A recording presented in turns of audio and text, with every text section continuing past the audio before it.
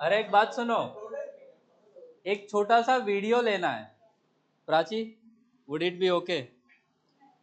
ऐसे पैन करते हुए, और कुछ नहीं चलेगा।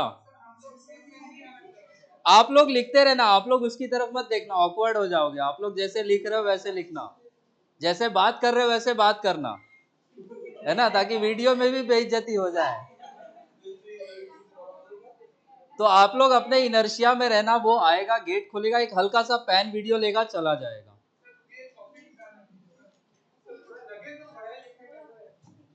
एटलीस्ट एक्ट करो पढ़ने का, कि आप लोग से टैलेंटेड कोई है ही नहीं।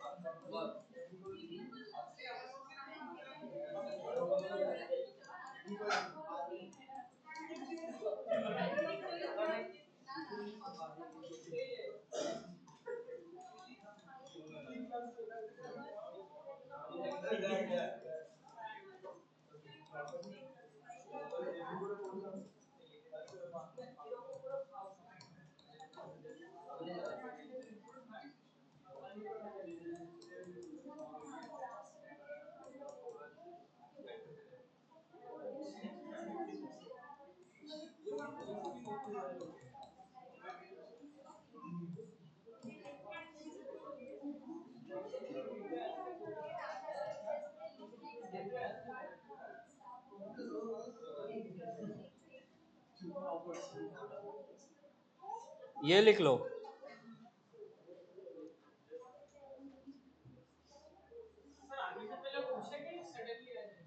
ये मेरे को भी नहीं मालूम। आप लोग भी सरप्राइज हो जाना, मैं भी सरप्राइज हो जाऊंगा। और ओ माय गॉड, इसीलिए पूछा था आपसे। और मान लो आप आउटफिट चेंज करने गई, वो आके वीडियो लेके चला गया तो इसको लिखो।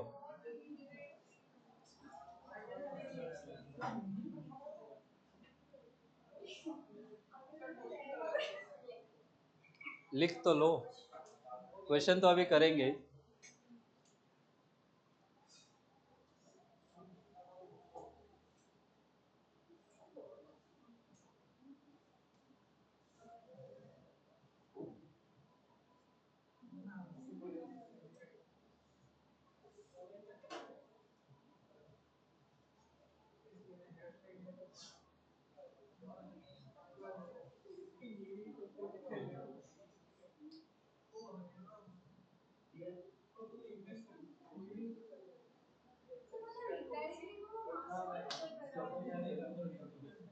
जी से डिवाइड करके रीडिंग दे देगा वो।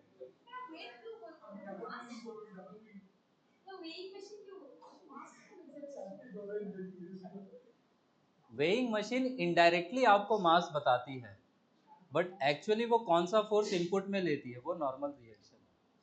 अब जब आप ग्राउंड पे डॉक्टर के क्लिनिक में जो है, उस पे जब आप जाके खड़े होते हो, तो आप जो एन फोर्स से पुश करोगे, वही एन फोर्स वेइंग मशीन आपके ऊपर लगाएगा। तो आपकी बॉडी पे दो फोर्सेस होंगे आईसी, क्या और क्या? नीचे एमजी और ऊपर में नॉर्मल।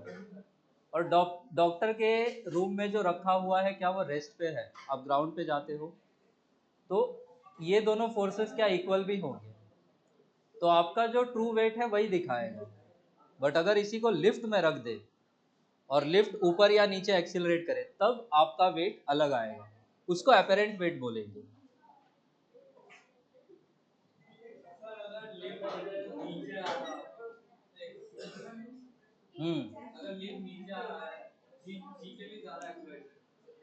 जी से ज्यादा में आएगा तो आप वेइंग मशीन से कांटेक्ट ही नहीं मेंटेन कर पाओगे, आप ऊपर उड़ जाओगे, आप सीलिंग से टच रहोगे। हाँ, पेंडुलम में वो स्विंग कैसे करेगा?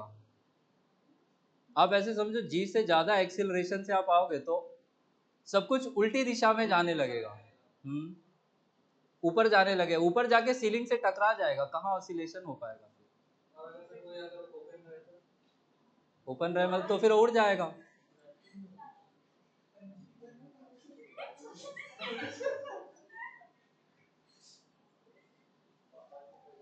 ऊट पटांग बातें मत करो।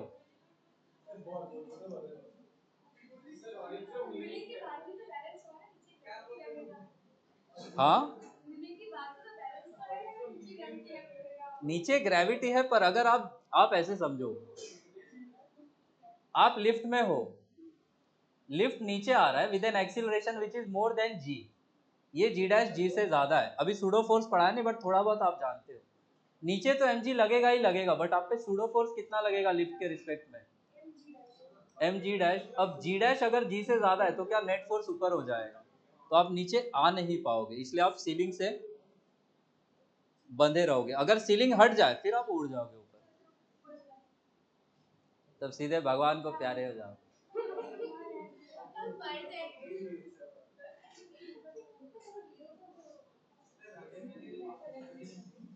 ए, चुप रहो, पर्सनल मत बोलो तुम।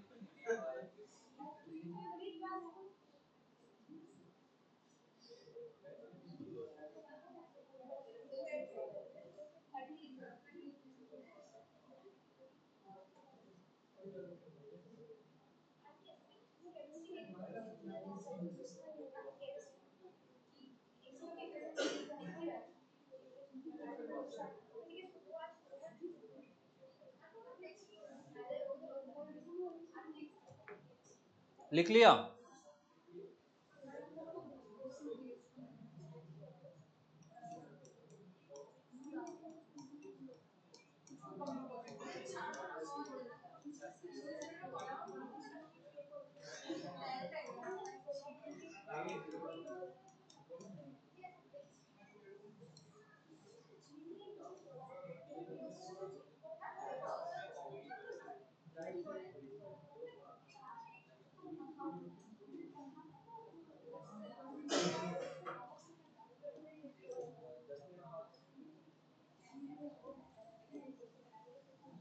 दस मिनट बाद एक्टिंग शुरू करनी है आपने, 10 मिनट में आएगा वो लोग।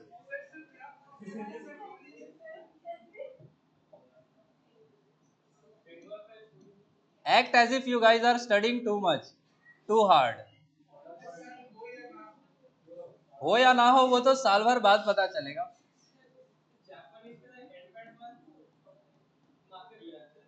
चश्मा वश्मा भी लगा लो ताकि लगे सब पढ़ाकों को ही पढ़ाता हूं मैं, है ना?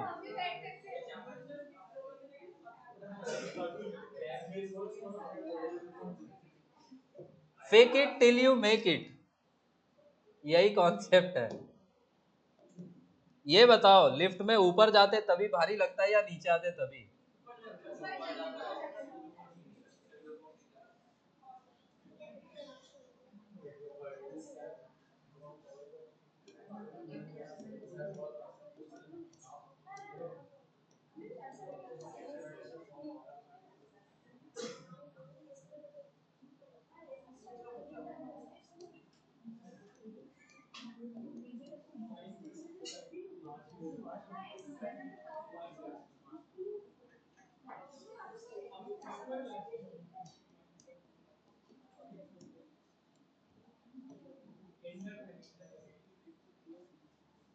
ये देखो, एक्सीलरेशन जी के बराबर हो जाए देन व्हाट? तब वो वेइंग मशीन क्या रीड करेगा कुछ भी नॉर्मल रिएक्शन? आपका ये अपेरेंट वेट ही नॉर्मल रिएक्शन है। आप छत से कूदे, थोड़ा ही हाइट, पढ़ाई वढ़ाई अच्छा चल रहा है, ऐसे ही कूद रहे एक्सपेरिमेंट के लिए, नॉट बिकॉज कि पढ़ाई नहीं अच्छा चल रहा है तो कूद काद गए। अरे प्राची बड़े जल्दी। खैर, कहाँ था मैं? हाँ, आप छत से कूदे तो लैंड करने से पहले क्या आप फ्री फॉल में रहेंगे? क्या आपके पैर से बंधा हुआ वो वेइंग मशीन भी फ्री फॉल में होगा? क्या आप उसको हवा में पुश कर पाएंगे थोड़ा भी? नहीं। तो क्या वो कोई वेट रजिस्टर करेगा? नहीं। हाँ सर क्या होता है, लिखो इसको जल्दी, ऐसे एक्टिंग करोगे?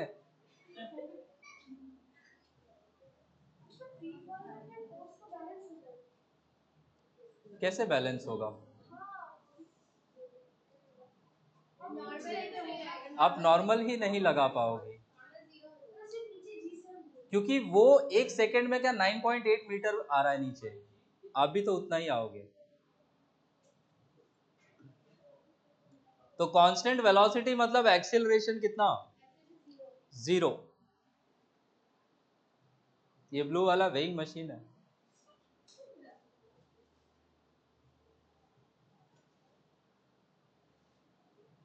True weight will be mg, apparent wait ये वाला वैल्यू है g प्लस ए या g माइनस ए वाला वैल्यू।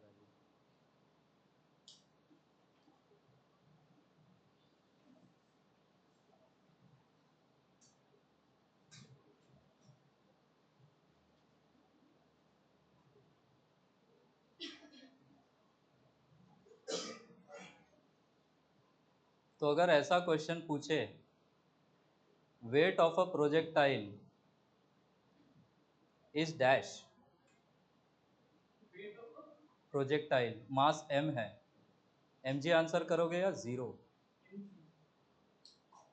हवा में जब वो है, जाने दो, क्वेश्चन सही से फ्रेम नहीं हो रहा।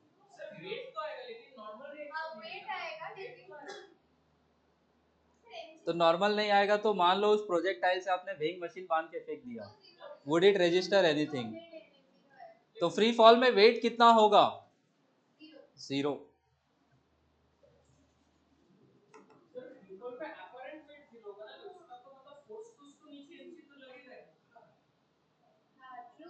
वेट मेजर करने का तरीका क्या है?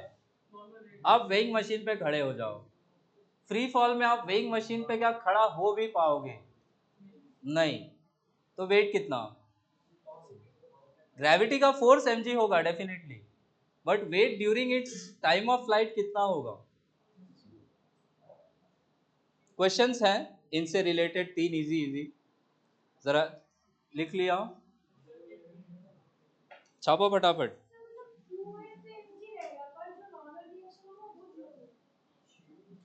क्वेश्चन देख लेना कैसा लैंग्वेज है, लैंग्वेज के हिसाब से ऑप्शंस चेंज हो जाएंगे। एक एफबीडी बनवाया था, याद है? आदमी ने ऐसा केबिन को पकड़ के रखा था। अब वो क्वेश्चन करेंगे थोड़ी देर में,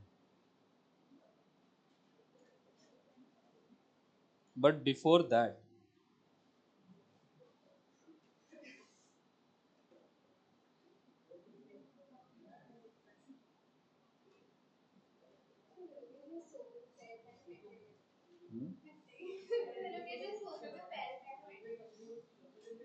कौन बैठा है सोफे पे पैर उठा के?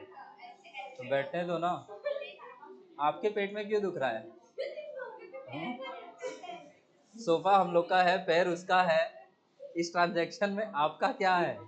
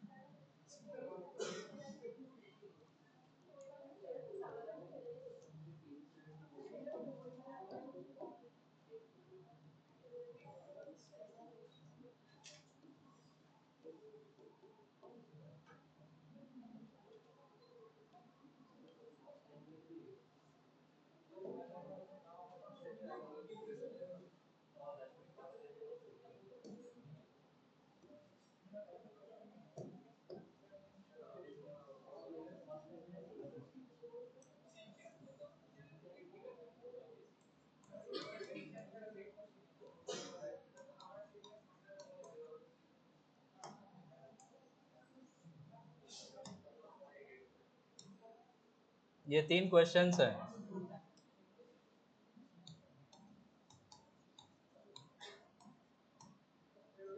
रीडिंग बतानी है।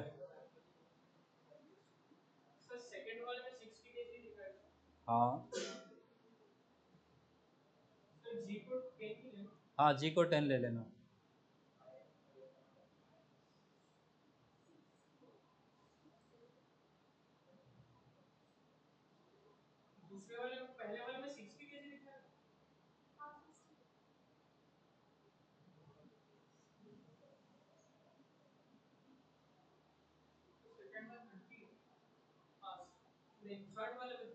थर्ड में,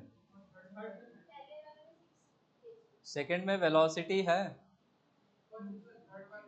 यूनिट पे ध्यान दीजिएगा।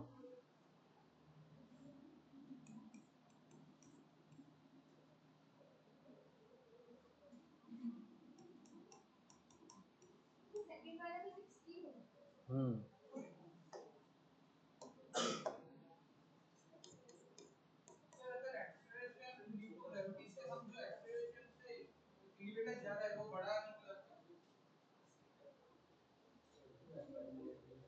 जी से ज्यादा से ऊपर जाएगा तो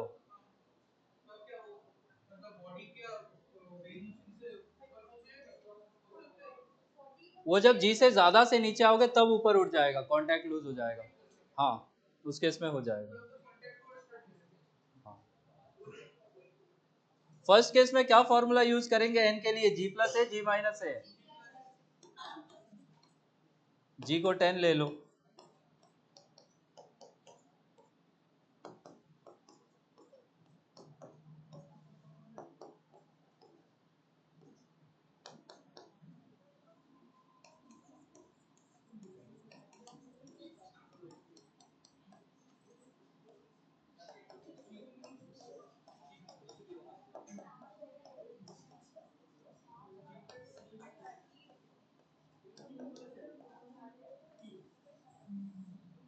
तो फर्स्ट में रीडिंग कितना आया?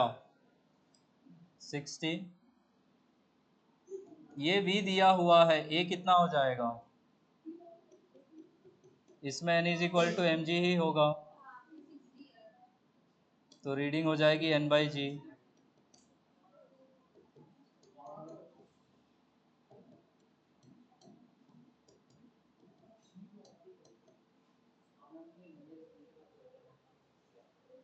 थर्ड में n का फॉर्मूला g माइनस ए।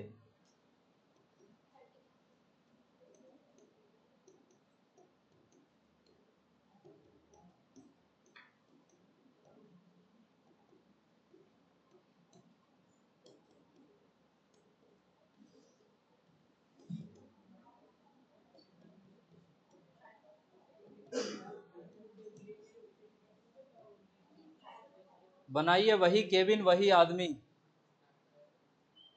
वो केबिन और मैन वाला जो एफबीडी बनवाया था, वो डायग्राम वापस बनाए।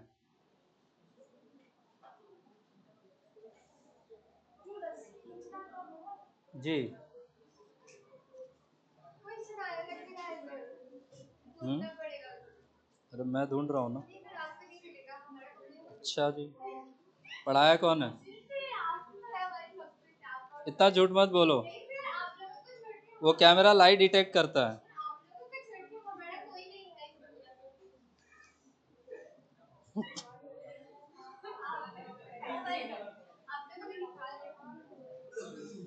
लाल बत्ती जलने लगेगी।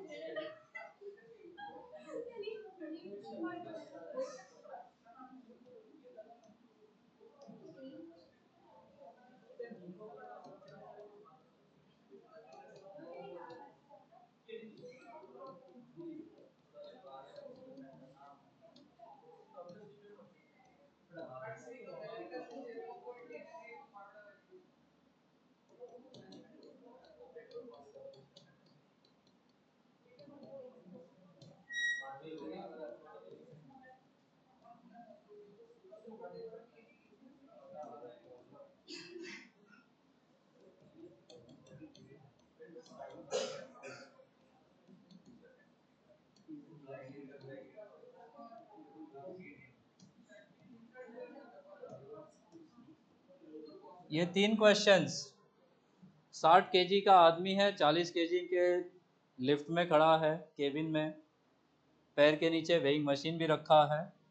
क्वेश्चन में बोला है कि उसने रस्सी को इतना फोर्स लगा के पकड़ रखा है कि सब कुछ रेस्ट पे है। तो पूछा है कि आदमी ने कितना फोर्स लगाया होगा रस्सी पे, पुली ने सीलिंग पे कितना फोर्स लगाया होगा, और इस केस में वेइंग मशीन उसका कितना रीडिंग दिखा रही होगी। ये फर्स्ट 3 क्वेश्चन है जो पूछ सकते हैं। आगे और एक्सटेंड करके और 3 सवाल पूछे जाएंगे आपसे। पहले का कितना? 600।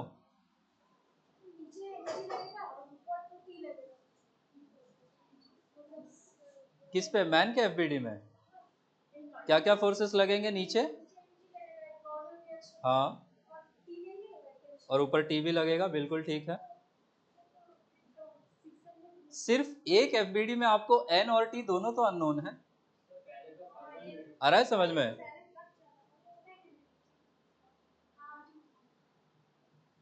तीन एफबीडीज बना सकते हो आप, एक मैन का, एक केबिन का, और एक मैन प्लस केबिन का। देखो क्या बनाओगे। Man plus cabin as a system बनाओगे तो force applied by the man on the string ये वैल्यू मिल जाएगी। हाँ, सेकेंड का 1000। हाँ ठीक है।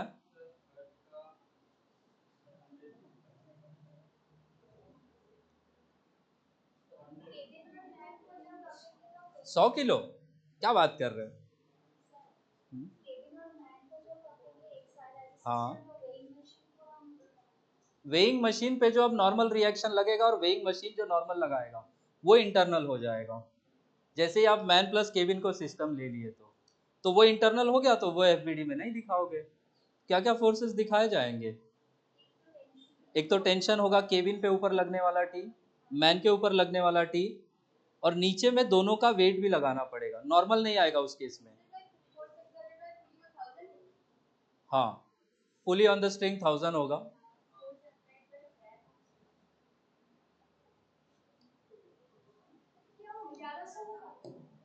1100? वेट उसका कम आना चाहिए 60 से। आप लोग 60 किलो के आदमी को 1100 का आदमी बना रहे हो, ऐसे कैसे?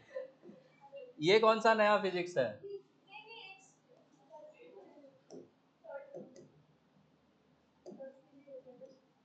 What are the forces acting on the man?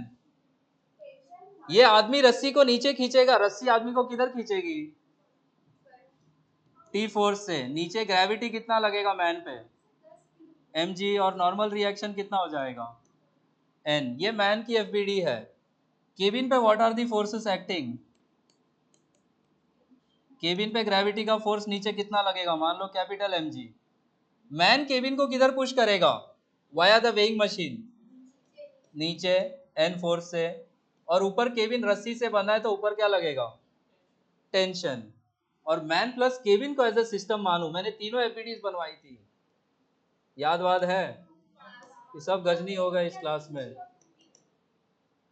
तो अब नीचे में क्या लगेगा? एक लगेगा स्मॉल mg, एक लगेगा कैपिटल mg। क्या नॉर्मल दिखाना है इसमें? वो इंटरनल हो गया। और ऊपर में मैन के ऊपर टी और केबिन के ऊपर टी, दोनों मिलके ऊपर कितना हो जाएगा? 2t। क्या ये मासेस का वैल्यू पता है? तो आप ये mg निकालोगे, यहां से सीधे t मिल जाएगा आपको।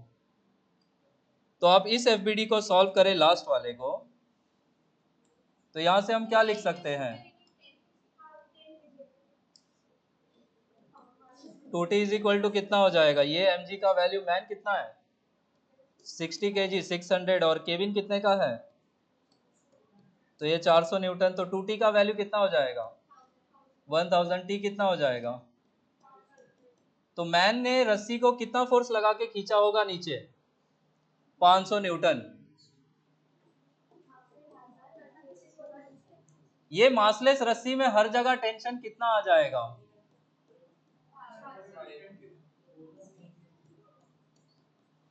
ये पुली को ऊपर कितने से खींचेगा? पुली को इक्विलिब्रियम में रखना है तो ऊपर कितना हो जाएगा? 500 प्लस 500 कितना हो जाएगा? और सीलिंग पे नीचे कितना फोर्स लग जाएगा अगेन?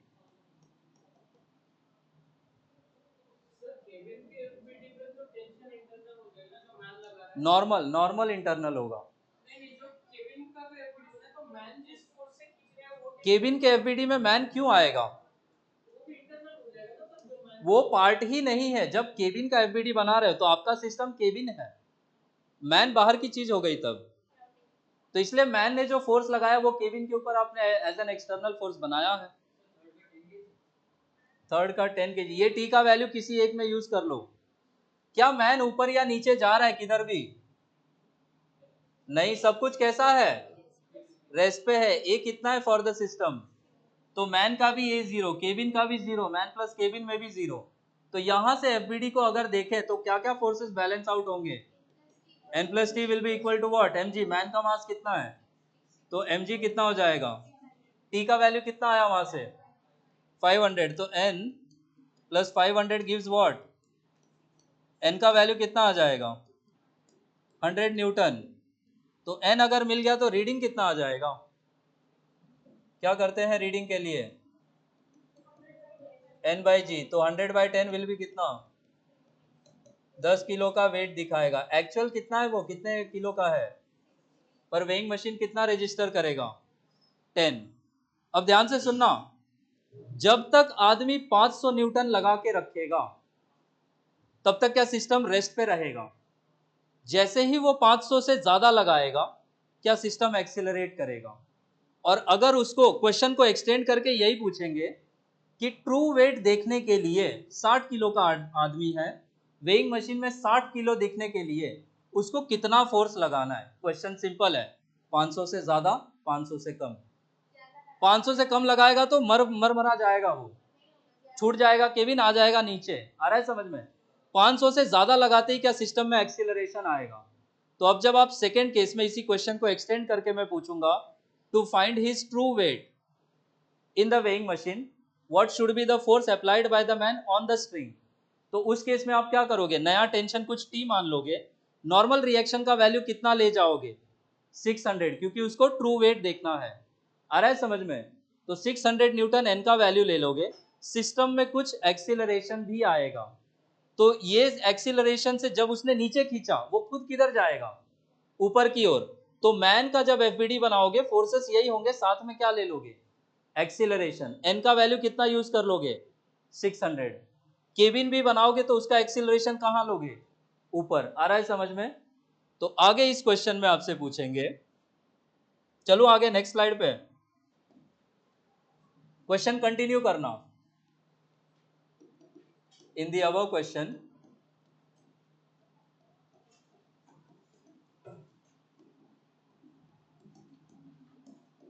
टू फाइंड हिज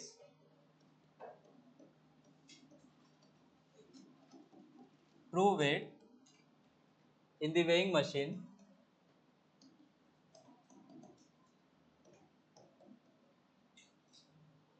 दो चीजें, find force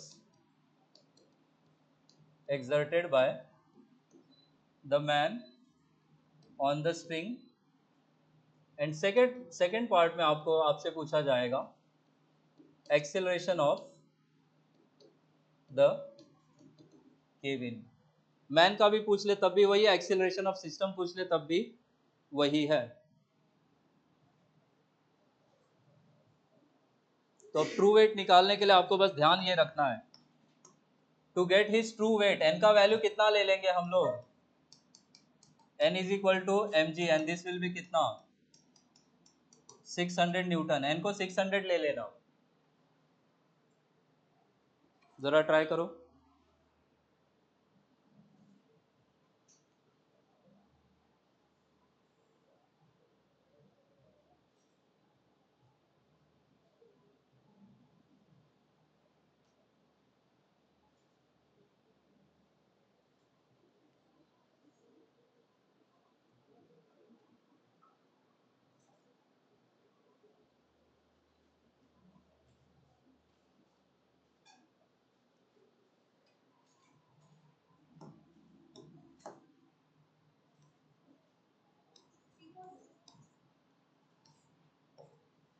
force exerted by the man, जरा देखना किसी और का भी 3000 आ रहा है क्या।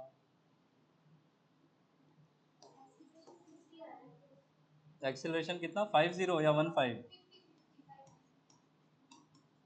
बहुत ज्यादा नहीं है, ठीक है।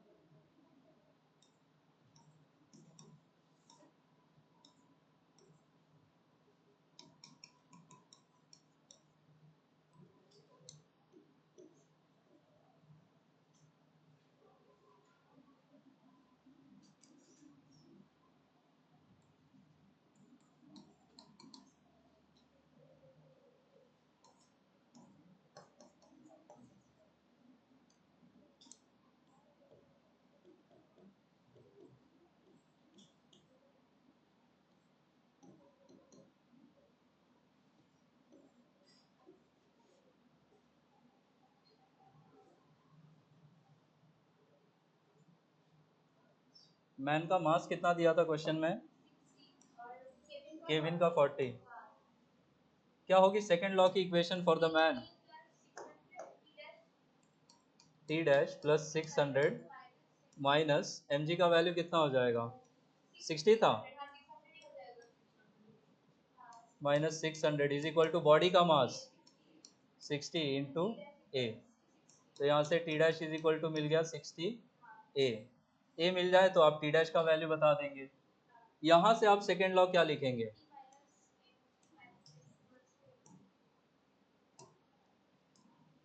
तो यहाँ से आप लिखेंगे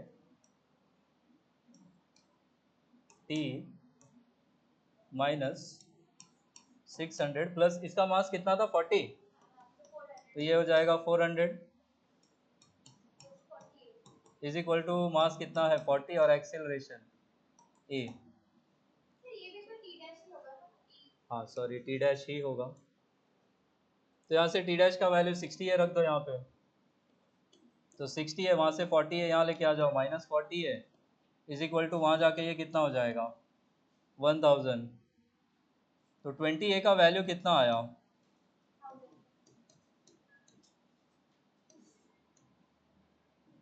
ये कितना आ जाएगा 50 मीटर्स पर सेकेंड स्क्वायर, और फिर टी डैश का वैल्यू कितना मिल जाएगा,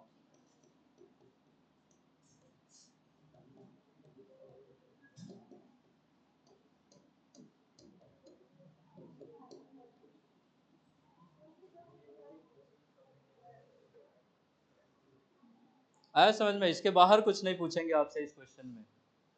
thank you for the acting. Acting ही है। You guys are influencer generation.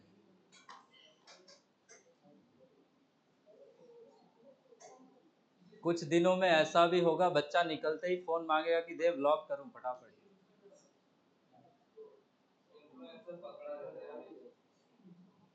हरकतें ही ऐसी। बस भाई बॉडी बना के कर रहा है।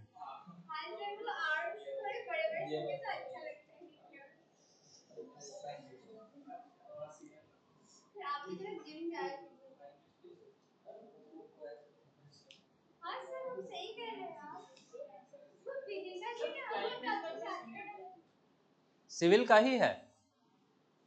भाई के घर पे पैसा बहुत था, तो भाई ने 50-60 लाख देके पायलट का कोर्स किया पहले अलग से यूएस से। हाँ, बीटेक के बाद। सिविल पढ़ने के बाद ढूंढना पड़ता है प्रोफेशन।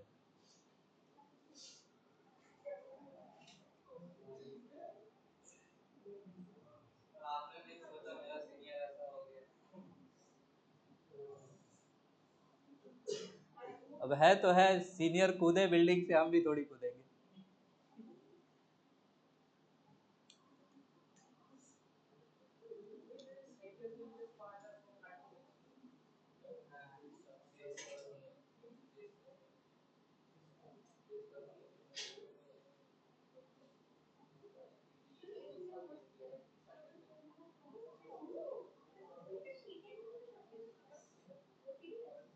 रिया समझ आया?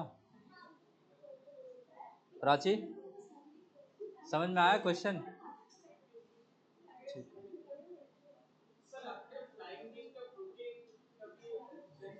प्रोटीन खाता तो ऐसा होता है क्या मेरा बॉडी? सुना ऐसा 100 करोड़ का कंपनी हो गया उसका, ऐसा कुछ कुछ न्यूज देखा था मैंने। रोटी खिला रहा है क्या प्रोटीन के नाम पे?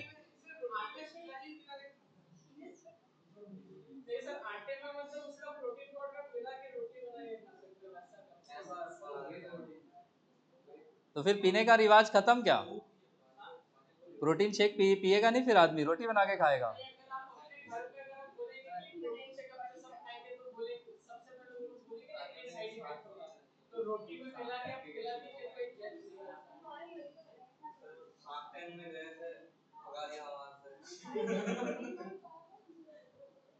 शार्क टैंक में कोटा के एक बहुत फेमस टीचर भी गए थे। हम लोग कोटा में थे तो पढ़ते थे लोग उनसे। हाँ, वो एन लेफ्ट में भी है राइट में भी है, इसलिए डिफरेंशिएट करने के लिए एंटी लिखा है बस। नहीं तो आप ऐसे बोलोगे एन एन कट गया, फिर मैं क्या करूंगा? तो वो एंटी न्यूटन है, वो सिर्फ वही यूज करूंगा जहां पे लेफ्ट में भी एन होगा।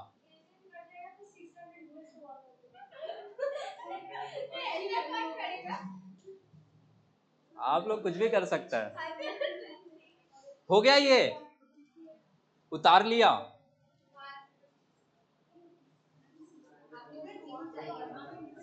पैसा दो ना जिम जाने का, पैसा दो ना, पैसा पैसा दो। ये सब जिम वाले को आपका बात बोलूंगा तो मार मार भी देगा, भगा भी देगा। पैसा मांगेगा वो दो।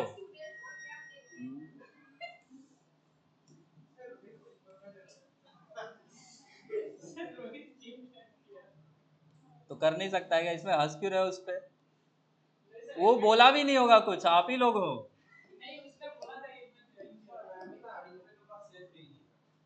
आगे बैठा करो।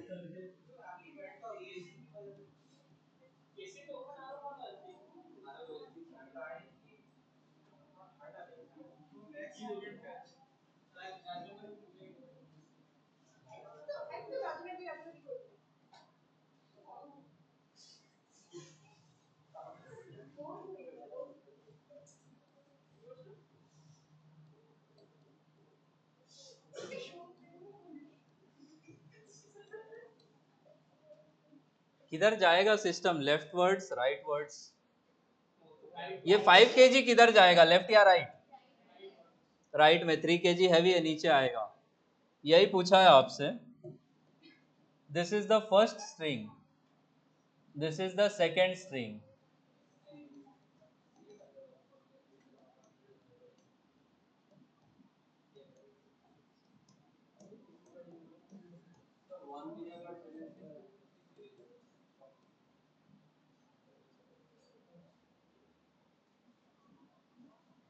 Acceleration of each block and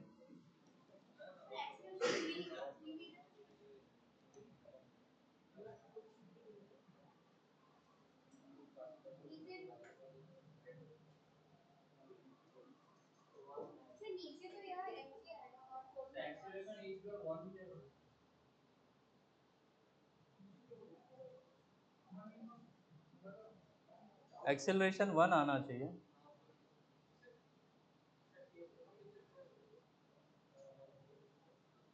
तीनों का सेम एक्सीलरेशन दे दो, तीनों का एफबीडी बना लो, 3 इक्वेशन मिलेंगी, तीनों को ऐड कर दो, आंसर मिल जाएगा।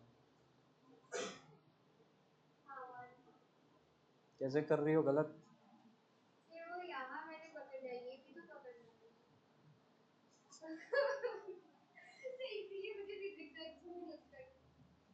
फिजिक्स को भी आप बहुत अच्छी नहीं लगती हो, है ना?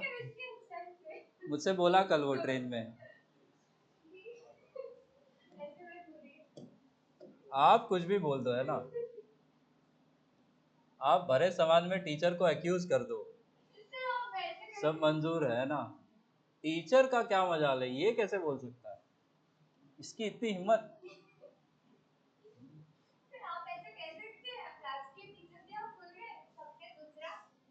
मेरे को शॉर्ट टर्म मेमोरी लॉस है।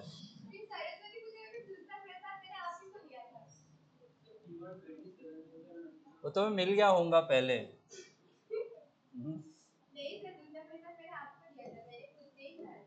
तो दूसरा दिया ना, पहला देती तो कुछ बात थी।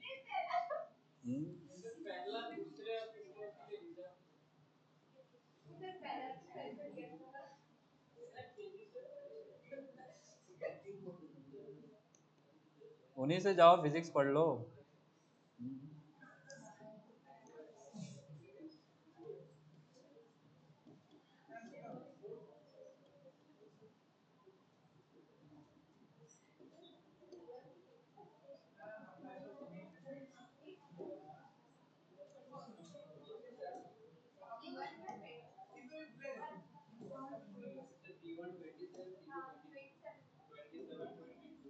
ये बताओ, 2 kg के लिए क्या इक्वेशन लिखूं सेकेंड लॉ की? एक्सीलरेशन की डायरेक्शन में कौन है? T2 माइनस 2g का value 20 is equal to body का mass 2 into acceleration a। 5 kg के लिए क्या इक्वेशन होगा? T1 minus T2 is equal to 5a। 3 kg का इक्वेशन क्या हो जाएगा? 30 minus T1 is equal to, इन तीनों को ऐड कर दो, क्या मिलेगा? क्या क्या कटेगा? T2 कट जाएगा, T1 भी कट जाएगा। 30 माइनस 20 कितना मिल जाएगा? 10 इज इक्वल टू ये कितना?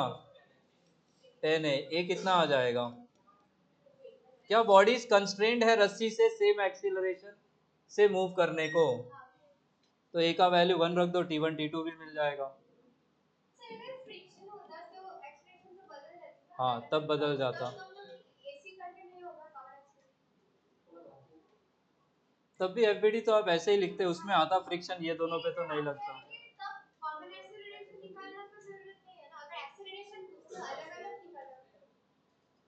देखते हैं फ्रिक्शन में। हाँ,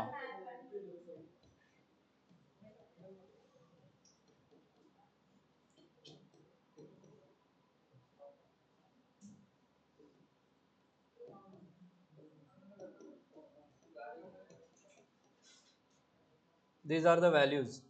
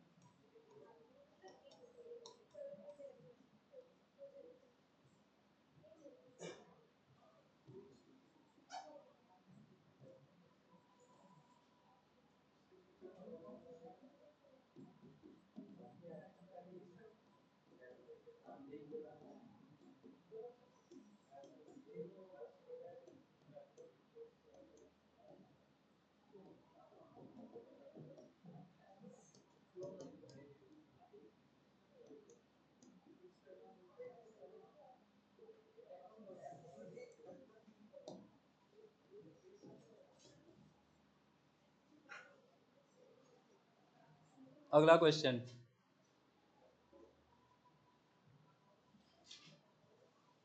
find the contact force between 5 kg and the lift 5 kg and 3 kg block. Lift ऊपर जा रही है विद एन एक्सीलरेशन 2 मीटर्स पर सेकेंड स्क्वायर। ग्राउंड फ्रेम से देखोगे तो दोनों ब्लॉक्स का एक्सीलरेशन ऊपर 2 दिखेगा, और ग्राउंड फ्रेम से देखोगे तो सूडो फोर्स भी नहीं लगाओगे। सॉल्व करें नॉर्मल एफबीडी बना के, ऊपर एक्सीलरेशन देके।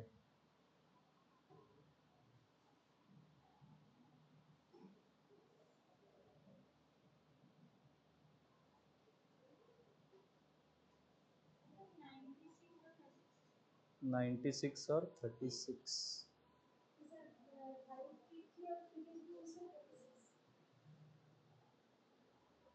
क्या क्या आंसर्स बताए? 5 केजी और लिफ्ट के बीच में कितना अर्चिता? 96, और इसमें 36।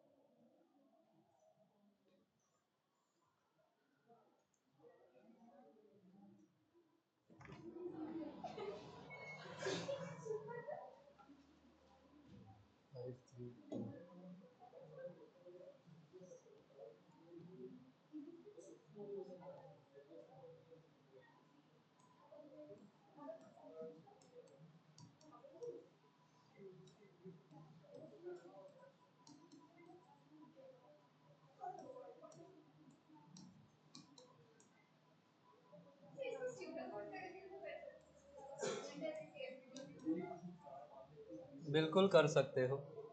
3 केजी पे क्या क्या फोर्सेस लगेगा? मान लो ये मेरे लिए सरफेस 1 है, ये सरफेस 2 है, तो 3 केजी पे ग्रेविटी का फोर्स कितना नीचे? 3g। ये 5 केजी कहाँ पुश करेगा? पहला सरफेस है तो नॉर्मल n1, एक्सीलरेशन कितना है? 2। क्या इक्वेशन लिखी जाएगी? n1 minus 30 is equal to mass 3 into 2, तो n1 कितना हो जाएगा?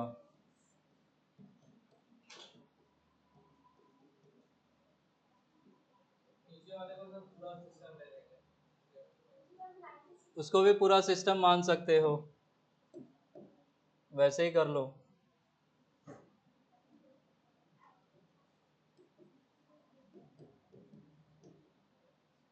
3 kg प्लस 5 kg दोनों सिस्टम है। अब ये अगर सिस्टम है तो इसमें नीचे क्या लगेगा, इसका ग्रेविटी टोटल कितना हो जाएगा 8g, और ऊपर की तरफ नॉर्मल मिलेगा n2, और ऊपर आ जाएगा एक्सीलरेशन कितना, क्या इक्वेशन लिखी जाएगी इसके लिए, n2 minus 80 is equal to,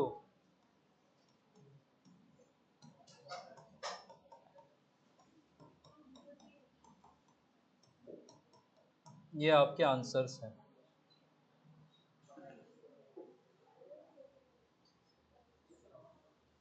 heading डालिए कंस्ट्रेंड मोशन।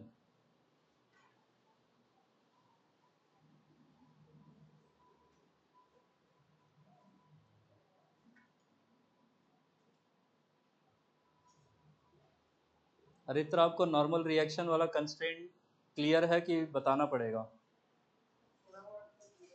थोड़ा बहुत, मतलब गड़बड़ है? थोड़ा बहुत क्लियर है तो बहुत थोड़ा गड़बड़ भी है। ठीक। अच्छा, एटवुड्स मशीन बच गया ना?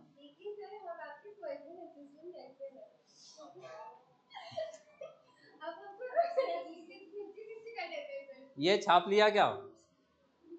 कोई भी नहीं लिख रहा है। बहुत भारी पर्सनल असिस्टेंट हो, मुझे प्रोफेशनल असिस्टेंट सस्ते में मिल जाएगी। वैसे ही कुछ है नहीं, जो है वो भी दे दो। अच्छा जी,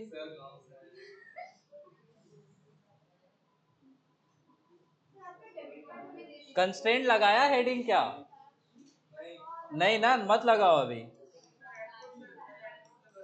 पहले एटवुड्स मशीन देख लो।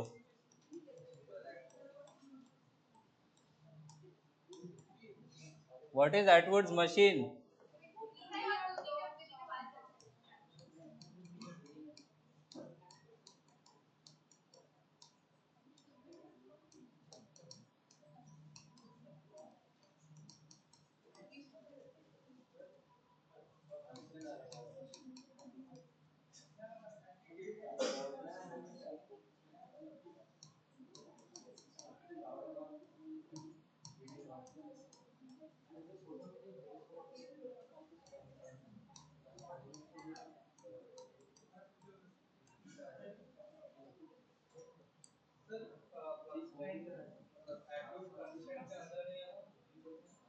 एटवुड्स में फिक्स्ड पुली पढ़ाने के बाद कंस्ट्रेंट में मूवेबल पुली पढ़ाना होता है, तो पहले मैं फिक्स तो बता दूं।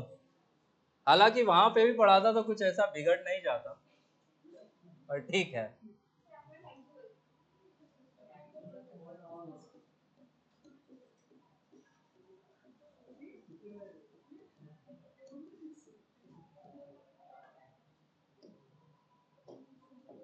अरे ये बताया था क्या, मासलेस स्ट्रिंग में टेंशन हर जगह कैसा होता है, सेम, और मास वाले में अलग अलग, बताया था वो क्लास में। ठीक है, बोलो।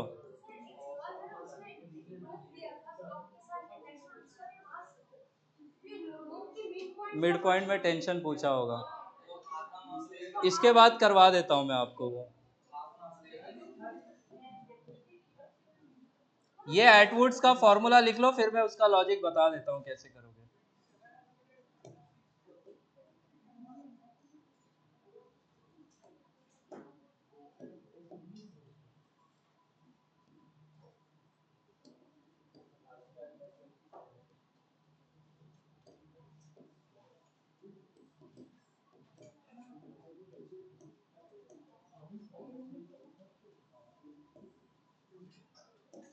ये बताइए,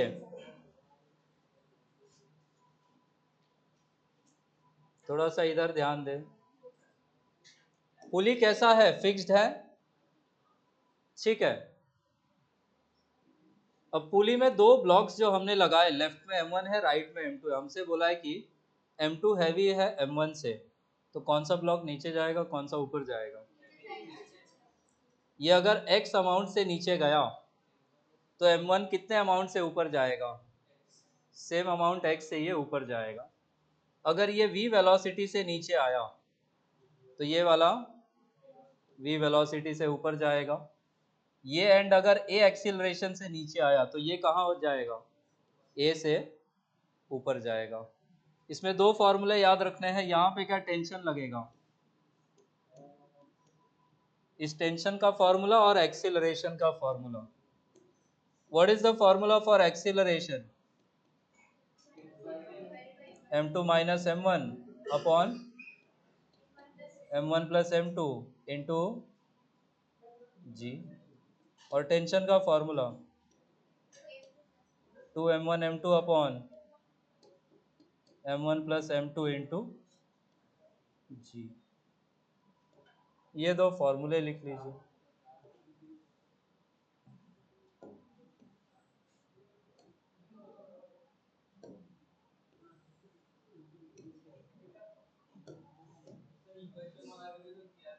इक्वेशन बना के ही आता है ये फॉर्मूला।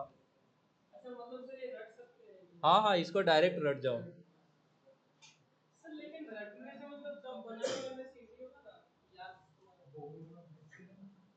सेकेंड लॉ की इक्वेशन आप दूसरे ब्लॉक के लिए लिखेंगे, पहले ब्लॉक के लिए लिखेंगे, ऐड कर देंगे, टी कैंसल आउट हो जाएगा, वहां से ए का फॉर्मूला मिल जाएगा।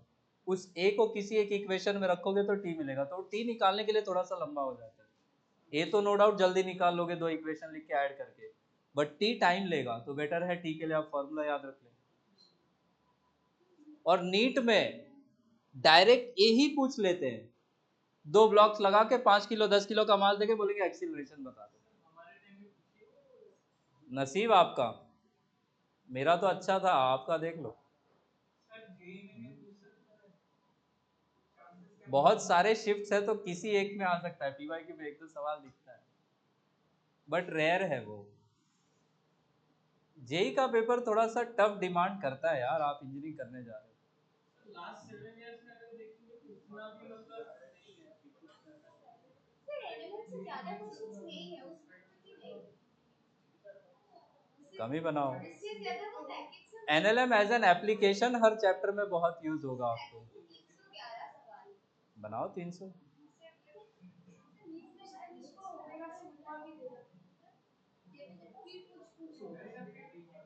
वो फ्रिक्शन लगा के घुमाएंगे तब वो फिर रोटेशनल मोशन का सवाल हो जाएगा। अरे लिख लिया क्या?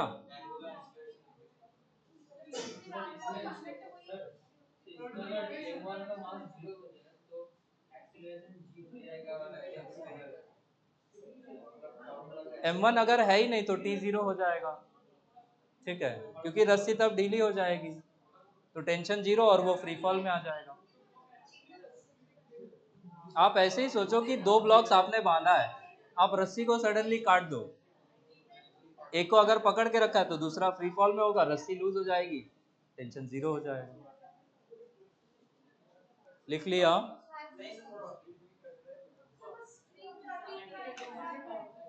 वो स्ट्रिंग और स्प्रिंग के उसमें करवाऊंगा कॉम्बिनेशन में। याद बस ये रखना है, स्ट्रिंग को काट दोगे तो टेंशन जीरो हो जाएगा, बट स्प्रिंग फोर्स जीरो नहीं होगा। स्प्रिंग फोर्स सडनली जीरो नहीं होता है, बस यही याद रखना है। तो वो क्वेश्चन पूछ भी रखा है। स्प्रिंग को काटोगे तो फिर स्प्रिंग फोर्स जीरो होगा, जिसको काटेंगे वो उसका फोर्स जीरो हो जाएगा। स्ट्रिंग कटा, टेंशन रहेगा। टेंशन एक्चुअली नहीं रहेगा, दोनों फ्री फॉल में आ जाएंगे, टेंशन जीरो हो जाएगा। क्या हुआ, यही डिस्कस कर रहे थे क्या? ये पीवाईक्यू में है, एम्स में पूछा हुआ सवाल है वो। ऊपर स्प्रिंग है, फिर नीचे स्ट्रिंग है। हाँ, ऊपर स्प्रिंग नीचे स्ट्रिंग। हाँ, आएंगे उस पे आएंगे। इसका नहीं, दोनों मासलेस है, स्प्रिंग भी स्प्रिंग भी। क्वेश्चन ये था कि स्प्रिंग को काटेंगे तो दोनों का एक्सेलरेशन क्या क्या होगा, स्प्रिंग को काटेंगे, यही पूछ ही सकते हैं उसमें।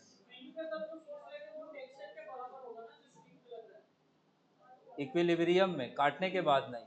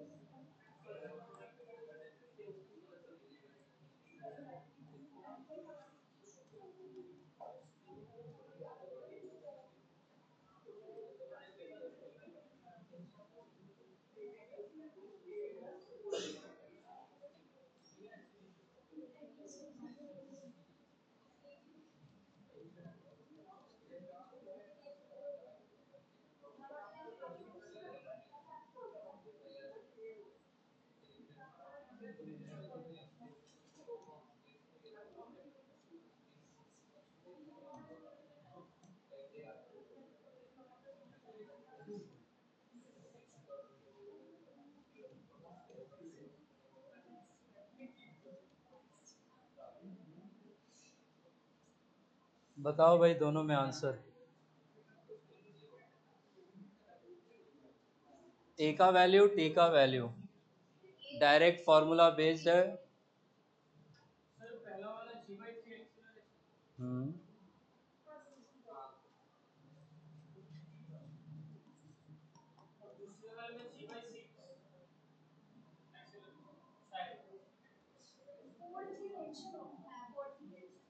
फर्स्ट में या सेकंड में?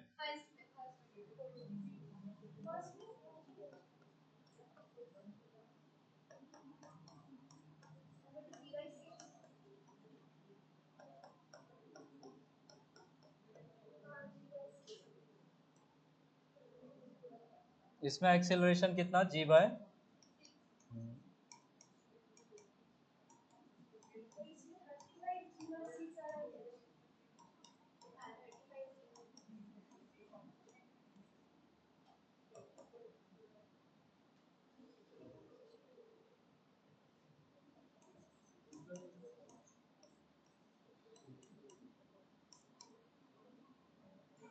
टेंशन बाय नेचर कैसा है?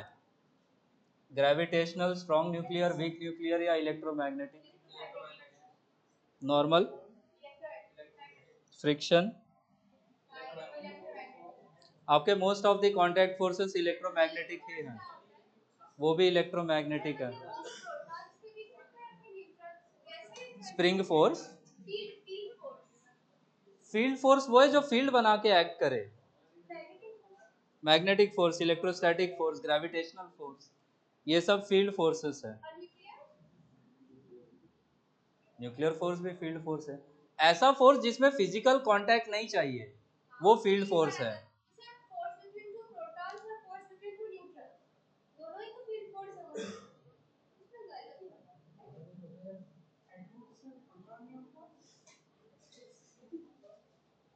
एटवर्ड्स में नहीं पूछ रही है प्रोटॉन। लिख लिया।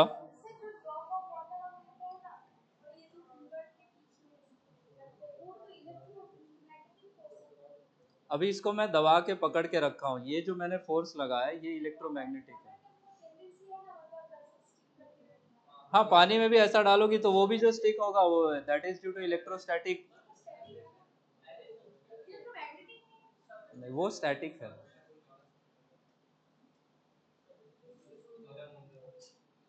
चलें आगे। एक क्वेश्चन देखो, ये पूछते हैं, दिस इज द ग्राउंड,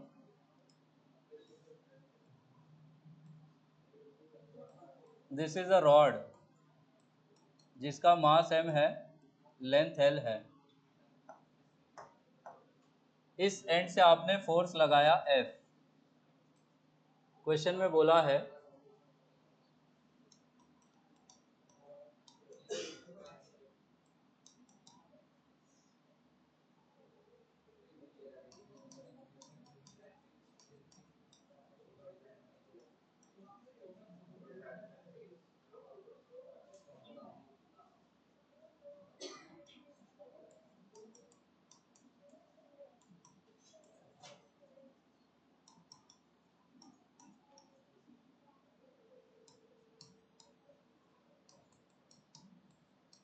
जिस एंड पे F फोर्स लग रहा है वहां से x डिस्टेंस अंदर जाने के बाद टेंशन कितना होगा?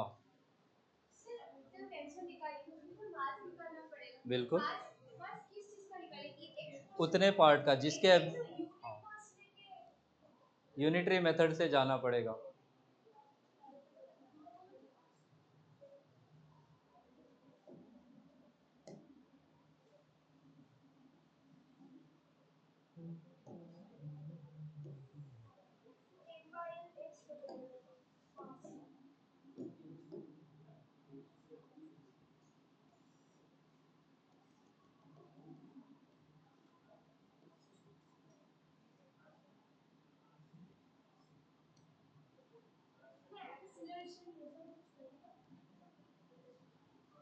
स्टेप 1 में ये बताओ, इस रॉड पे F फोर्स लगाएंगे क्या ये एक्सिलरेट करेगा? आप स्टेप 1 में वो कॉमन एक्सिलरेशन निकालोगे, वही एक्सिलरेशन कटने के बाद किसी एक टुकड़े को देके सॉल्व कर लोगे। Fx/L।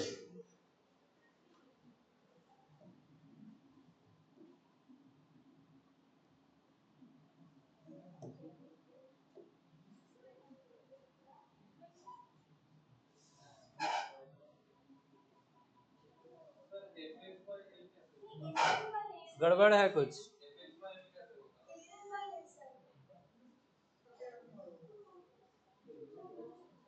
नहीं नहीं, कुछ गड़बड़ कर रहे हो।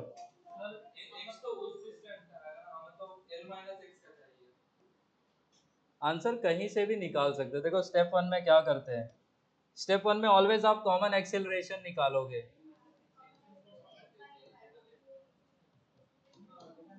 कॉमन एक्सिलरेशन AC का वैल्यू हो जाएगा net force by total mass. What is the net force? F और मास कितना है? M। अब यही एक्सिलरेशन आप दोनों टुकड़ों को दे दोगे। दूसरा क्या ध्यान देना है, इसके FBD को जब आप बीच में से काटोगे तो आपको ये इधर और इधर टेंशन दिखेगा। इस टेंशन की डायरेक्शन में कोई प्रॉब्लम नहीं। इसका मास मान लो M डैश है, पीछे वाले का मास मान लो M डबल डैश है। अब ये मास निकालने के लिए आप यूनिटरी मेथड यूज करेंगे।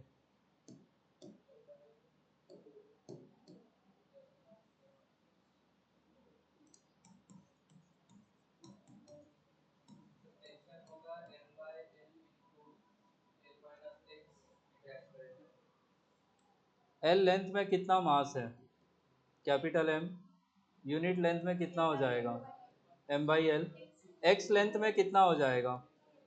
M/L into x. इसी का यही किसका वैल्यू है? M dash. ये अगर लेंथ x है तो ये बचा हुआ कितना होगा? L minus x. इसमें भी निकाल ही लो। L माइनस एक्स लेंथ में कितना मास हो जाएगा? M/L into L minus x. यही किसका वैल्यू है? M डबल डैश का। दूर वाले से शुरू करो।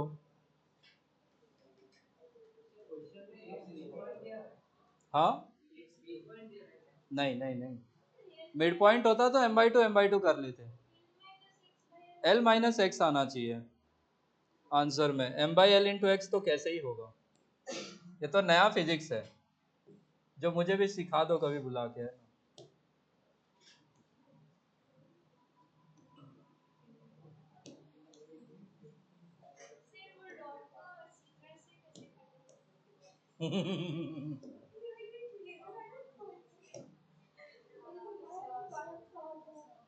वो इंडस्ट्रियल कैची है।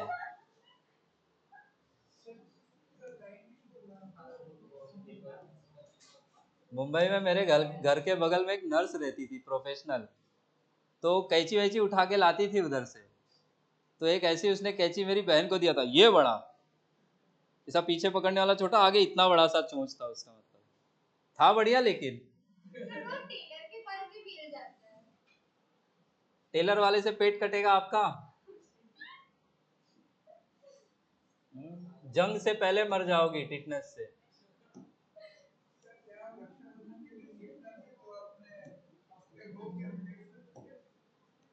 क्या रक्षाबंधन? मेरी बहन बुरा मान जाएगी। ये सुनो, इस पे सेकेंड लॉ क्या लिखोगे? इस वाले टुकड़े पे क्या फोर्स है? बस टी है। तो इसके लिए आप क्या सेकेंड लॉ लिखेंगे? T is equal to mass कितना है? M double dash into A C. M double dash का वैल्यू कितना है?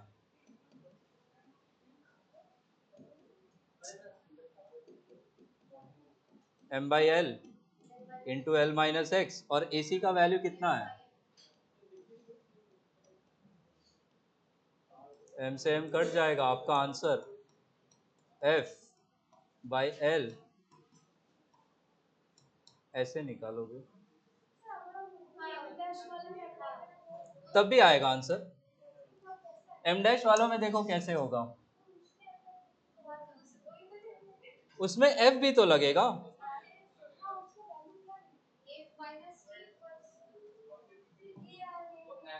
देखो दूसरे में भी लगा के मैं बता देता हूँ ना, ताकि आपको डाउट और कंफ्यूजन ना रहे। बिना उसके ये कैसे मूव कर रहा है?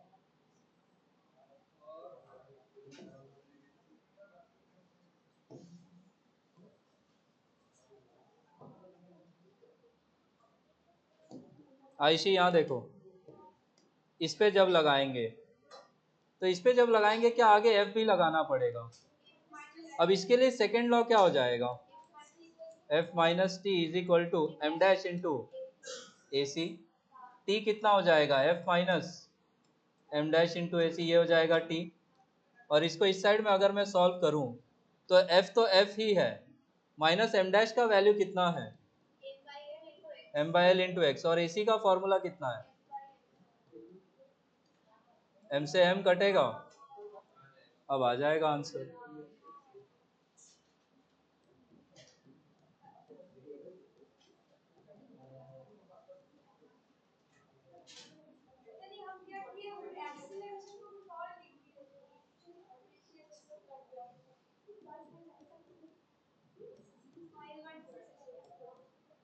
तो कहीं से भी करो आंसर सेम आना चाहिए। सेम आएगा भी, आपने गलत नहीं किया है तो।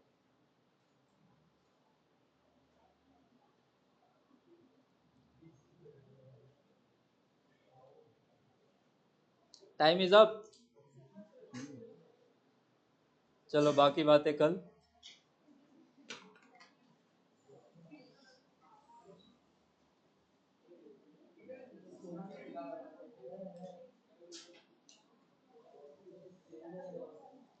टेस्ट का सिलेबस सब में से थोड़ा थोड़ा। एनएलएम से भी क्वेश्चंस दिए मैंने, फ्रिक्शन से नहीं दिया है। ठीक है, फ्रिक्शन में कल पहुंच जाएंगे हम लोग। टेस्ट में नहीं है, अभी क्लास में हुआ ही नहीं तो। इजी इजी क्वेश्चन है सर।